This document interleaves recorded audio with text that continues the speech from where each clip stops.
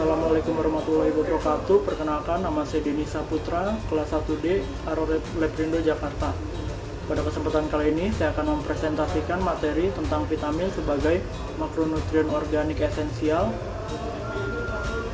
sebagai bagian dari tugas ujian tengah semester mata kuliah biokimia.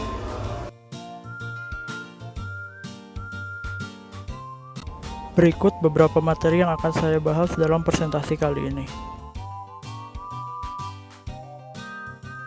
Sebelum memasuki pembahasan yang lebih dalam, kita harus mengetahui terlebih dahulu apa yang dimaksud dengan vitamin dan macronutrients. Vitamin adalah zat gizi penting yang dibutuhkan tubuh untuk tumbuh, berkembang, dan menjalankan fungsi dengan normal. Vitamin penting dalam proses metabolisme, membantu sistem imun, dan mendukung pertumbuhan. Sedangkan makronutrien sendiri adalah zat gizi yang diperlukan tubuh dalam jumlah kecil dan terdiri atas vitamin dan mineral. Tubuh memerlukan makronutrien dalam jumlah sedikit, namun berperan penting dalam kesehatan secara keseluruhan.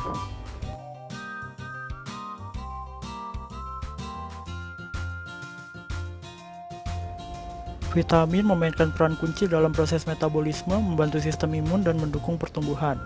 Kekurangan vitamin dapat menyebabkan gangguan metabolisme dan berbagai masalah kesehatan. Asupan vitamin yang memadai sangat penting untuk semua orang, terutama anak-anak, wanita tua, dan wanita hamil.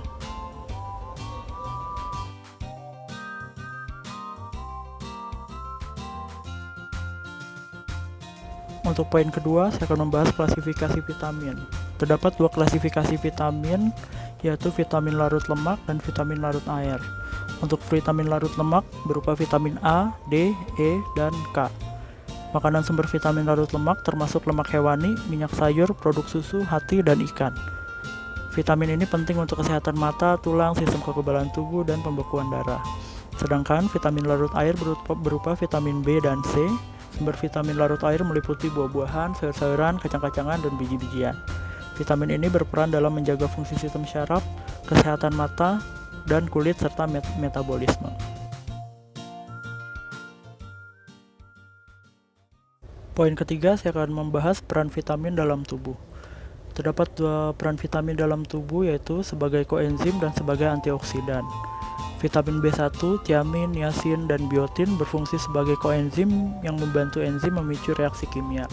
Koenzim berperan penting dalam menggunakan dan menyimpan energi di dalam sel tubuh. Vitamin sebagai antioksidan, yaitu vitamin C dan E, dikenal sebagai antioksidan yang melindungi sel-sel dari kerusakan akibat radikal bebas. Koenzim Q10 juga bersifat antioksidan dan digunakan tubuh untuk pertumbuhan dan perbaikan sel. Pengaruh vitamin terhadap metabolisme, sistem imun, dan pertumbuhan. Vitamin B kompleks termasuk B6 dan B12 membantu metabolisme asam amino dan membantu sel berkembang biak. Vitamin A dan E memiliki efek penting pada respon imun dan kesehatan mata, kulit, serta mendukung perkembangan janin. Vitamin D juga terlibat dalam pengaturan gen terkait kekebalan.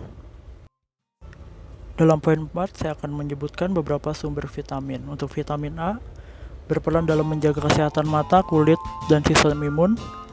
Sumber vitamin A ditemukan pada hati sapi, udang, ubi jalar, wortel, susu, ikan, mentega, mangga, labu, bayam, telur, dan brokoli.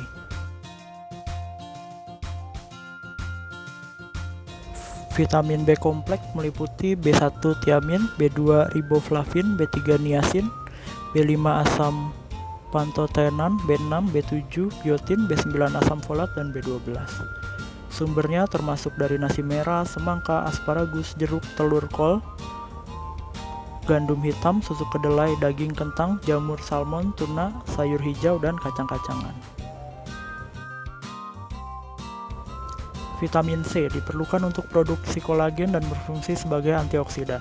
Terdapat pada buah-buahan seperti jeruk, kiwi, stroberi, dan sayur seperti paprika dan brokoli.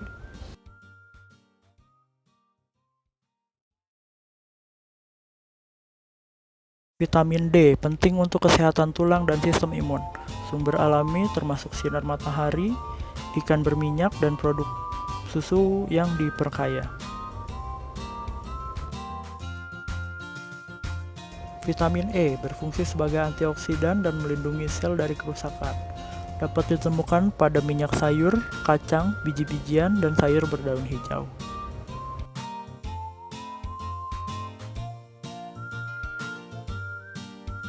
Lalu yang terakhir, vitamin K, penting untuk proses pembekuan darah, sumbernya termasuk sayuran berdaun hijau, daging, keju, dan telur.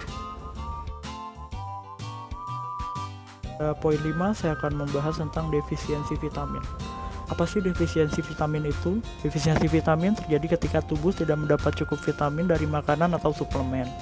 Kondisi ini dapat menyebabkan gangguan kesehatan yang serius, termasuk masalah pada penglihatan, kesehatan tulang, dan kondisi kulit serta rambut.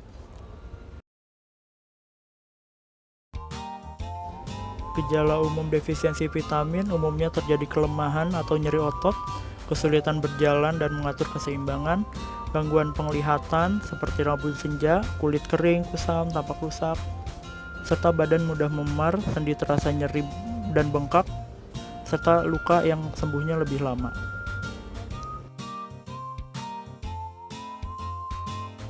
Berikut adalah penyakit yang terkait dengan defisiensi vitamin. Kekurangan vitamin A menyebabkan rabun jauh, xerophthalmia, dan keratomalacia. Kekurangan vitamin D menyebabkan osteoporosis, radang sendi, penyakit infeksi seperti pneumonia, sepsis, dan TBC. Kekurangan vitamin E menyebabkan gangguan koordinasi gerak tubuh dan kebutaan. Kekurangan vitamin C menyebabkan scurvy yang ditandai dengan gusi berdarah dan gigi goyang. Faktor resiko defisiensi vitamin yaitu pola makan yang tidak seimbang, konsumsi obat yang mengganggu penyerapan zat gizi, serta kondisi medis seperti penyakit, ketidakseimbangan bakteri usus, penyakit selik, gangguan autoimun, serta kanker usus besar.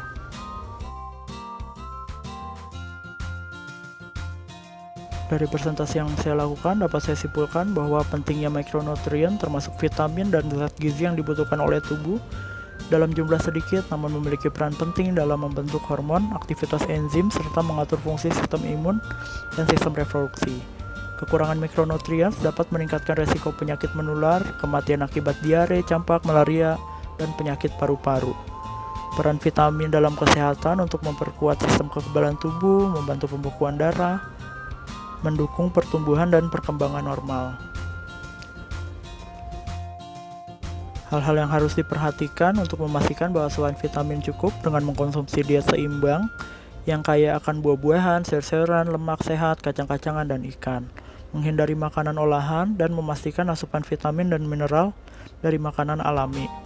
Berkonsultasi dengan dokter atau ahli gizi sebelum mengkonsumsi suplemen vitamin untuk menghindari overdosis. Demikian presentasi yang saya lakukan, semoga bermanfaat untuk teman-teman semua. Wabillahi taufiq wal hidayah. Wassalamualaikum warahmatullahi wabarakatuh.